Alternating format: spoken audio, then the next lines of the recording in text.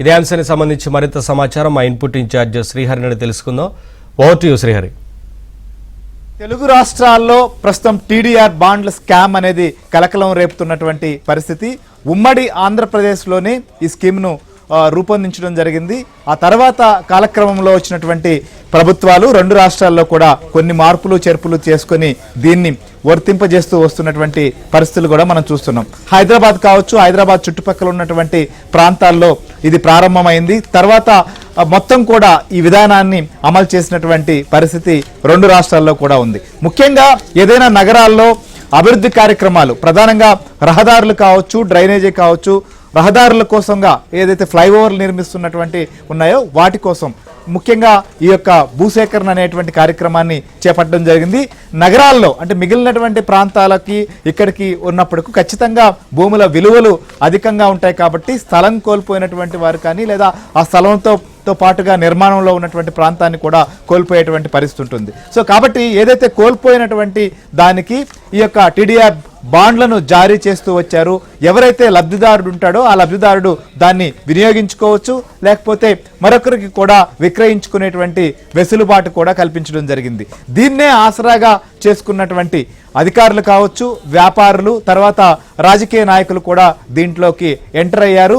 కేవలం ఒకప్పుడు బిల్డర్లు మాత్రమే దీన్ని వాడుకొని సొమ్ము చేసుకునే పరిస్థితి ఉంటే తర్వాత దీన్ని రాజకీయ నాయకులు కూడా తమ అవసరాలకు అనుగుణంగా ఈ యొక్క బాండ్లను అందించి వాటిని సొమ్ము చేసుకున్నటువంటి పరిస్థితి మనకు కనిపించింది. ముఖ్యంగా ఆంధ్రప్రదేశ్ విషయానికే వస్తే ఇటు చిత్తూరు జిల్లాలో కావచ్చు, లేకపోతే పశ్చిమ గోదావరి జిల్లాలో కావచ్చు, అప్పట్లో ఉన్నటువంటి మంత్రులు, ప్రజాప్రతినిధులు, ఇప్పుడు మాజీలు, అప్పట్లో అధికారంలో ఉన్నటువంటి వారు కూడా వారి స్థలాల విషయంలోనో లేకపోతే వారి నిర్మాణాలకు సంబంధించిన విషయంలో కావచ్చు, లేదా పేదలకి సెంటు భూములు ఇచ్చేటువంటి కార్యక్రమంలో భాగంగా వెళ్ళేటువంటి మార్గాలకు ఇలా అనేక ప్రాంతాల్లో కూడా ఈ టీడీఆర్ సంబంధించినటువంటి బాండ్లను జారీ చేశారు. తమ అనుచరులకు, తమకు కావాల్సినటువంటి వారికి ఈ రకంగా ప్రత్యక్షంగా పరోక్షంగా వీటిని సొమ్ము చేసుకున్నటువంటి పరిస్థితి. సో ఈ కుంభకోణంలో మొత్తం కోట్ల రూపాయలు చేతులు మారాయి.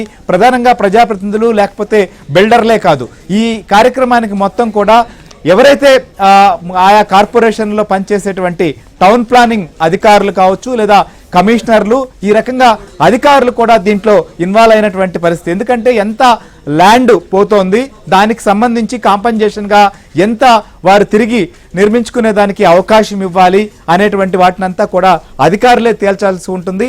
ఒకసారి టీడీఆర్ సంబంధించిన దాన్ని వినియోగించుకున్న తర్వాత దాన్ని రద్దు చేయాల్సినటువంటి పరిస్థితి కూడా ఉంటుంది. కానీ చాలా చోట్ల అలాంటి పరిస్థితి కూడా లేదు. ఒకే బాండ్తో రకరకాలుగా అనేక చోట్ల కూడా దాన్ని చూపించి అధికంగా నిర్మాణాలు చేపట్టి తమ సొమ్ము చేసుకున్నటువంటి పరిస్థితులు కూడా అనేకం ఉన్నాయి. వాటినన్నింటినీ కూడా లోతుగా విచారిస్తేనే విషయాలు కూడా బయటకు వస్తాయి. అయితే ఇక్కడ ఒక ప్రధానమైనటువంటి అంశం, గతంలో ఈ మున్సిపల్ డిపార్ట్మెంట్లో పనిచేసినటువంటి అధికారుల కనుసనల్లోనే ఈ తంతు అయితే సాగింది. ప్రజాప్రతినిధులు లేదా రాజకీయ నాయకులు ఒత్తిళ్లు, పైరవీలు ఇలాంటివి ఏమున్నప్పటికీ కూడా సిబ్బందికి కూడా ఖచ్చితంగా తెలుసు. సో ఈ అక్రమాలను ఇప్పుడు ఎవరైతే ఆయా కార్పొరేషన్లో పనిచేస్తున్నటువంటి వారు ఉన్నారో వారే నేరుగా ఈ విషయాల్ని ఒప్పుకునే పరిస్థితి, బహిరంగపరిచే పరిస్థితి, ప్రభుత్వానికి పక్కాగా నివేదికలు ఇస్తారా అనేది కూడా ఒక ప్రశ్నార్థకం. కాబట్టి ఈ విషయంలో మొత్తం జరిగినటువంటి తంతు ఏ రకంగా జరిగింది, ఏ మున్సిపాలిటీలో ఎలాంటి వ్యవహారాలు చోటు చేసుకున్నాయి, సో దీనిపైన ప్రభుత్వాలు ఏ రకంగా